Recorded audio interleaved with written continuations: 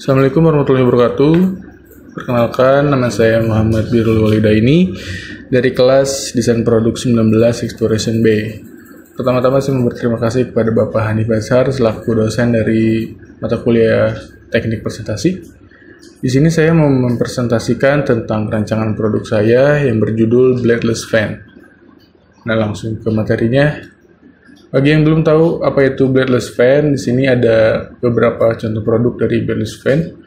Pada dasarnya sama aja sama kipas pada umumnya, cuma di sini Bladeless Fan baling-baling kipasnya tidak ditunjukkan di luar ya, tapi ada di dalam. Jadi bentuknya lebih modern seperti zaman sekarang.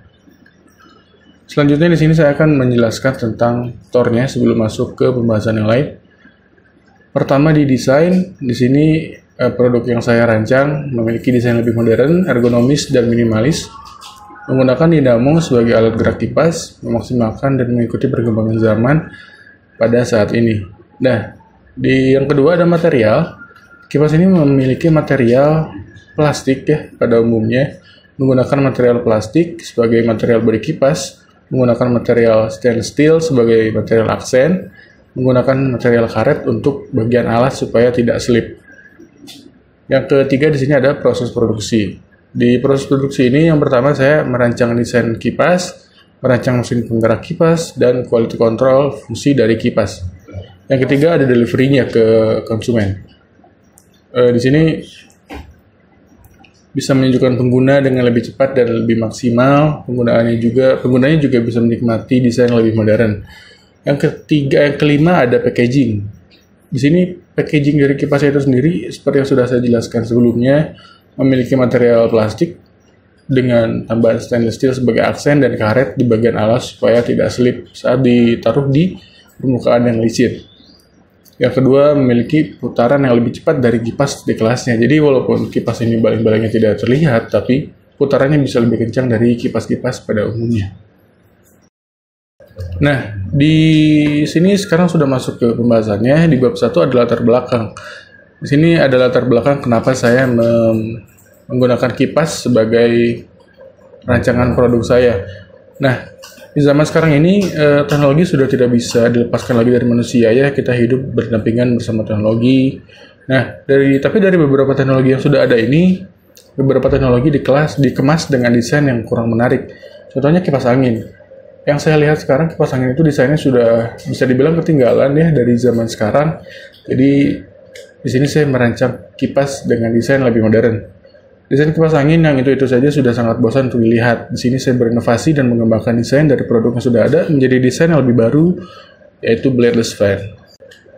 Nah, di sini masuk ke bab 2, yaitu kajian pustaka. Di sini saya mengambil pengertian dari Sachari dan Sunaria. Yang intinya itu, desain itu adalah salah satu manifestasi kebudayaan yang berwujud. Desain adalah produk dari nilai-nilai yang berlaku pada kurun waktu tertentu. Nah, dari pernyataan itu, di proyek ini saya mengembangkan desain kipas dari desain kipas yang sudah ada mengikuti zaman dan tren pada saat ini dengan tidak mengurangi fungsi dari kipas itu sendiri. Jadi walaupun desainnya lebih modern, tapi fungsi dari kipasnya tidak dikurangi, malah ditambah.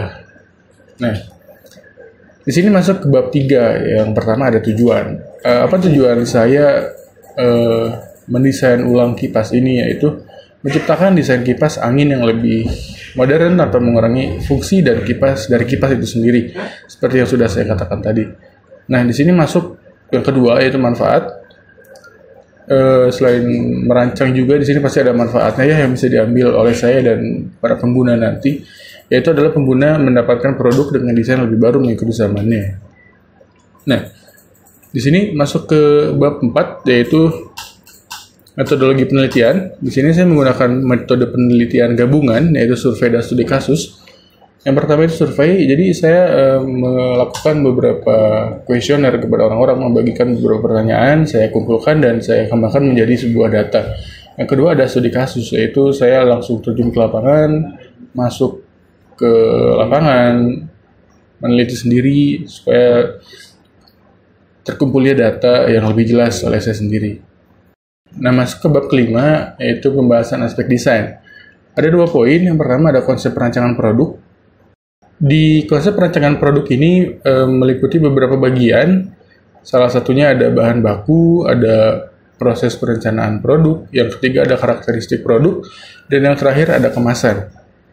Poin kedua yaitu aspek produksi dan teknologi.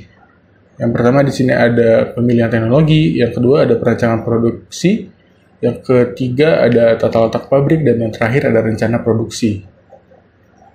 Masuk ke bab 6, di sini saya ada beberapa sketsa alternatif yang saya buat sendiri untuk desain kipas yang saya rancang ini. Ada 5 desain yang saya buat. Untuk yang pertama di sini ada kipas. Untuk yang di sebelah kiri, yang pertama di sini ada kipas dengan bentuk kotak berbahan dasar plastik dengan aksen stainless biasa, dan di bawahnya menggunakan material karet supaya tidak slip ketika disimpan di tempat yang licin. Yang kedua ada kipas yang berbentuk tabung. Di sini ukurannya lebih besar. Kipas ini digunakan untuk di ruangan, sama bahannya seperti kipas sebelumnya, berbahan dasar plastik, menggunakan stainless steel sebagai aksen di bagian bawah, dan menggunakan karet sebagai alas supaya tidak slip. Yang ketiga di sini ada yang di tengah, yaitu ukuran kipas yang lebih kecil, berbentuk lingkaran, sama berbahan dasar plastik, dengan aksen stainless steel di bagian lingkarannya, dan di bagian bawahnya ada material plastik supaya tidak slip ketika disimpan. Lanjut ke sebelah kanan, di sini ada kipas yang ukurannya lebih kecil lagi, yang bisa dibawa kemana-mana. Kipas ini berbentuk persegi, sama bahannya seperti kipas yang sebelumnya. Yang terakhir sebelah kanan, di ujung kanan ini ada kipas yang lebih besar lagi, ukurannya sama seperti kipas tabung yang di sebelah kiri. Materialnya sama, menggunakan plastik, stainless steel, dan karet di bagian bawah. Nah, kesimpulannya, desain produk itu selain memaksimalkan fungsi dan ergonomi, juga memaksimalkan desainnya mengikuti zaman. Nah, mungkin sekian presentasi dari saya. Terima kasih banyak yang sudah mendengarkan sampai akhir, mendengarkan penjelasan saya. Terima kasih banyak, semoga materi yang saya presentasikan bermanfaat. Saya Birul dari DP 19 Exploration Bay. Terima kasih banyak. Assalamualaikum warahmatullahi wabarakatuh.